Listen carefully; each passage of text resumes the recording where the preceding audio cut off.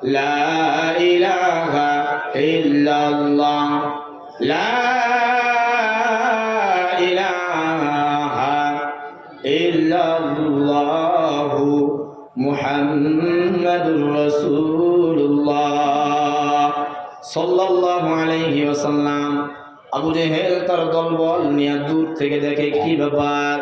আগে দেখলাম জাবাল পাশে দাঁড়ায় দাঁড়ায় শুনতেছিল, এখন দেখলাম আমার ভাতিজার হাতে হাত রেখে সে কালিমা পড়ে মুসলমান হয়ে যাচ্ছে।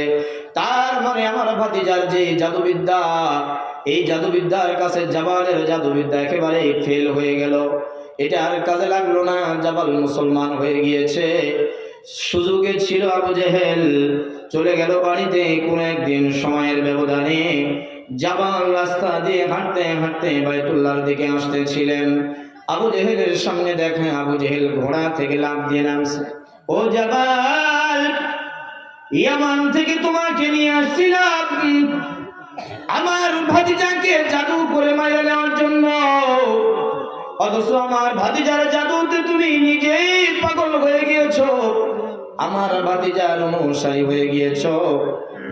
জাবাল রে, আজকে দেখি আমার তরবারি থেকে তোমাকে কে বাঁচায়। জাবালের সামনে আবু জেহেল তরবারিটা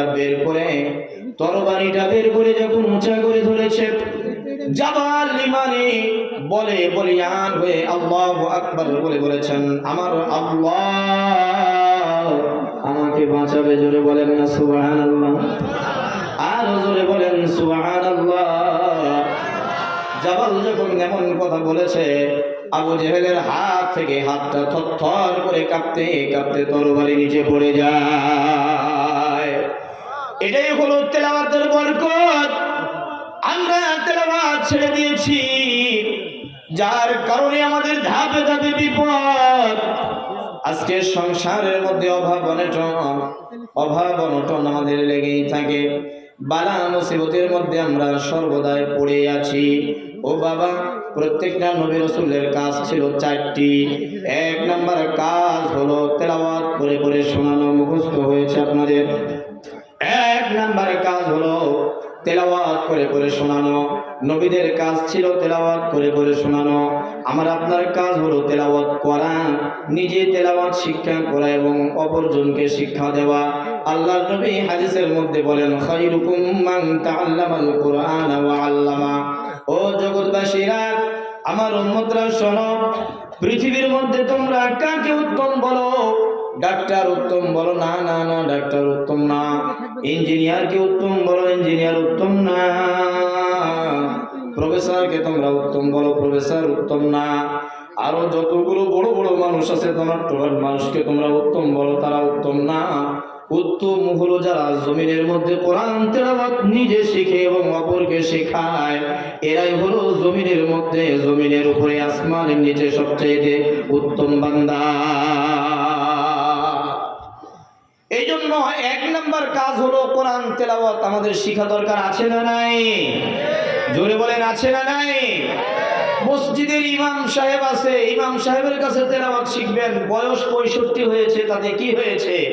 এখন তো সৌভাগ্য, আপনি যদি কোরআন তেলাওয়াত শিখতে শিখতে মারা যান, বিনা হিসাবে আল্লাহ তাআলা জান্নাতি বানিয়ে দিবেন। পিছনের ভাইরা সুবহানাল্লাহ বলছেন না, ওনারা চিন্তা করছেন হুজুর তো শুনতেও পাবেন আমরা বললেও, এই জন্য আমরা চুপ করে বসে থাকি। কোরআন তেলাওয়াত শিক্ষা করা দরকার। আছে না নাই? এটা তো শুধু আছে তা নয়, বরং কোরআন তেলাওয়াত শিক্ষা করা ফরজে আইন। এটা নট ফরজে কিফায়া, ওয়াজিব, মুস্তাহাব, সুন্নতে মুআক্কাদা এমনটি নয়, নফল নয়। বরং নামাজ ঠিক হওয়ার জন্য, নামাজ সহিহ হওয়ার জন্য নিম্নে 5টি সূরা আপনাকে সহিহ শুদ্ধভাবে তেলাওয়াত শিখতেই হবে, নয়তো আপনার নামাজ হবে না। কথা বুঝতে পারছেন? 5টি সূরা, সূরা ফাতিহা সহ আর 4টি। সূরা ফাতিহা তো প্রত্যেকটা নামাজের রাকাতে লাগে কি লাগে না? জোরে বলেন, লাগে কি লাগে না? লাগে।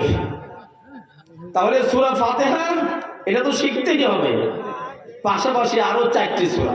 কয়টি সূরা? আরো 4টি সূরা। সূরা ফাতিহা সহ 5টি সূরা, এটা সহিভাবে তেলাওয়াত শিক্ষা করা, এটা ফরজে আইন। আপনি কবরে গিয়ে বলবেন যে আমি পারি না, আমি শিখতে পারি নাই, আমি মূর্খ ছিলাম, আমি কিছুই পারি না, এই কথা বললেই যে আপনাকে ছেড়ে দেওয়া হবে তা নয়।